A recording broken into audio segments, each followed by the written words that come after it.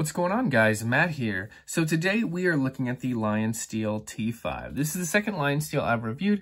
Really excited about this knife. You guys have probably seen it if you've kept up with the channel. It's kind of popped up here and there in a couple of reviews. Anyway, I want to remind you guys to like and subscribe real quick. I know I haven't been super consistent with the video posting. Unfortunately, that's just the nature of being in grad school. Published a book a little while back. Need to make a post about that. Sometime I hopefully will. But anyway, so we're looking at the LionSteel T5. Really interesting knife. LionSteel always does, you know, they're not really vanilla, you know, like they always have something interesting about their design. So that is something I really do appreciate about LionSteel. So let's talk about the specs, then we'll talk about what I like, what I don't like, and we'll do kind of a finale wrap up. I haven't been doing as much of what's unique unless there is something really unique about the blade. A lot of times I end up touching on that kind of throughout the video anyway. So specs, we're looking at a 5-inch blade, 4.88-inch handle, micarta handle. And you guys know how these LionSteels are. That tang is kind of slotted into there. This is a one-piece micarta handle. Really cool, very comfortable. It is 0.2 inches thick on the blade stock. It's made of Nylox. Yeah, you can see that right there. It weighs 9.67 ounces. To pick this up, you usually find them around 150 to 175. Last I checked on Amazon, they're about 150. And I think Blade HQ has them about 170. Anyway, let's talk about what I like about the LionSteel T5. So I have to say it, the handle, same thing on the, the T6. The handle is just excellent on this blade, guys. There's just, I don't know what else to say. It's just, it's contoured perfectly, fits my hand, which I have, for those of you who don't know, very thick, fat hands, but short fingers. It's just contoured beautifully. It's not too large. A lot of handles, you know, full-size knife handles, they're a little bit too thick right here, and having shorter fingers, I can't get as much of a purchase. This is just the perfect balance. Perfectly contoured. There is a single divot, which perfectly separates your pointer and middle finger to your other two fingers. LionSteel's just, I don't know a company that does better handles. As far as like full tang handles, like I said, like I've talked about in the past, like the Cold Steel SRK has an excellent, very comfortable handle, very grippy as well. I can use this thing all day as well. But when you're talking about like a solid piece of micarta, it's just LionSteel does it the best. So excellent job on the handle, as always, LionSteel. I really like the blade design on this. It is a drop point design, but you know, there's a little bit of a design flair. It's kind of, I almost feel like this is kind of harpoon shaped. Anyone else feel that way? Let me know in the comments, because it has this, it kind of has this lip up here, and it has like almost a harpoon shape as it kind of drops down. But it's really just a drop point with a wedge right there. You know, I don't know if there's any specific purpose to that other than weight saving, but it sure does look cool, and it makes it a lot prettier than just, well, again, you know, let's look at a standard clip point. Great knife, the SRK, but yeah, sorry for all the glares, guys. That's a boring kind of looking blade, right? This is a pretty looking blade, you know, just really is a beautiful blade. The fit and finish, as with all LionSteels, excellent. Just, there's not really anything I can complain about. Everything's smooth, everything is fit, excellent, including the sheath. The sheath fit and finish is it's outstanding. The stitching's great. It's made in Italy as well, which again, awesome job on that, LionSteel. A lot of times you'll see, like with K-Bar, their knives are made in the United States, and I think they outsource their sheaths to Mexico. But it's just cool. You know, you're making the knife and the sheath in the same place. I think that's awesome.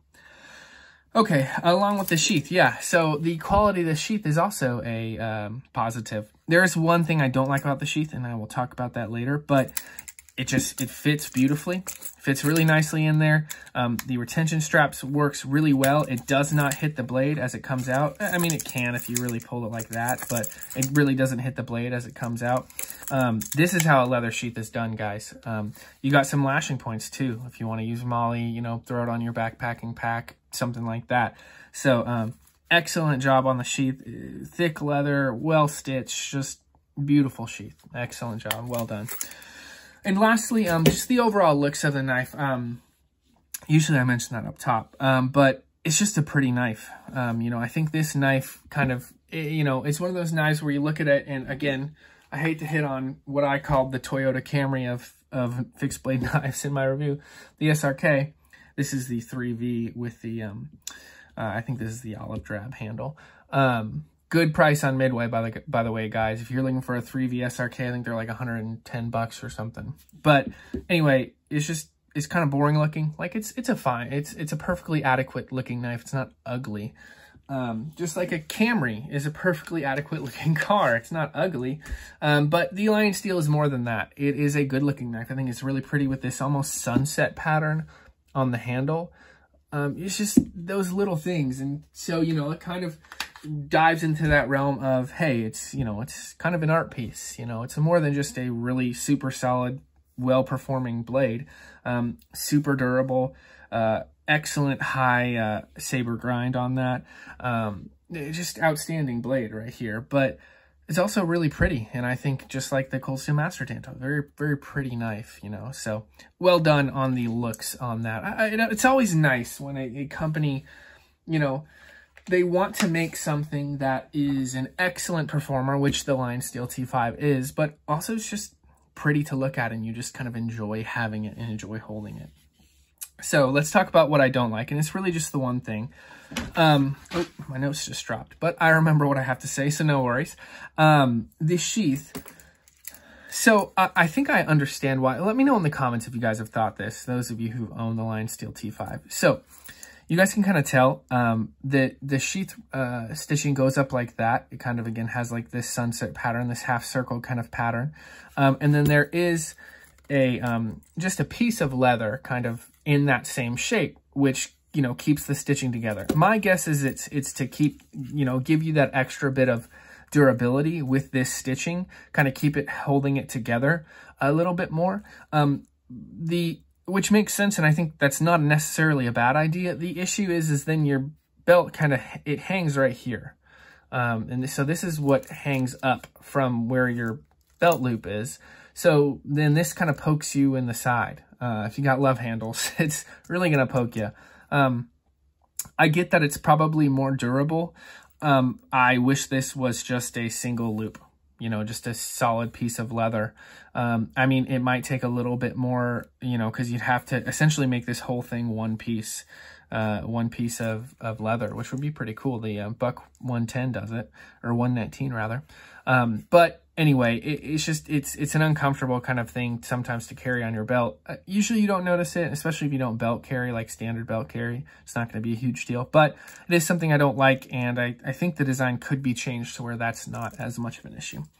Guys, that's really it. The blade itself, there's not really anything I can say wrong about it. That high saber grind really performs well. It's a super tough knife. Plenty on that blade stock. That Nylox is apparently like a D2 variant, and you know, it seems to perform very similarly to D2. Have not have any issues with rust on this, so maybe it's even more stain resistant than D2. That's kind of been my experience with Nylox. So, guys, it's an excellent knife. There's not really anything bad I can say about it. Another knock out of the park for LionSteel. Can't wait to get my hands on more LionSteel knives. They're just a great company, and I have enjoyed owning their knives. It's an absolute recommend. If you're on the fence about picking one up, just go ahead and do it, because it is well worth it. Guys, thanks so much for watching. Remember to like and subscribe, and we'll see you in the next video. Peace.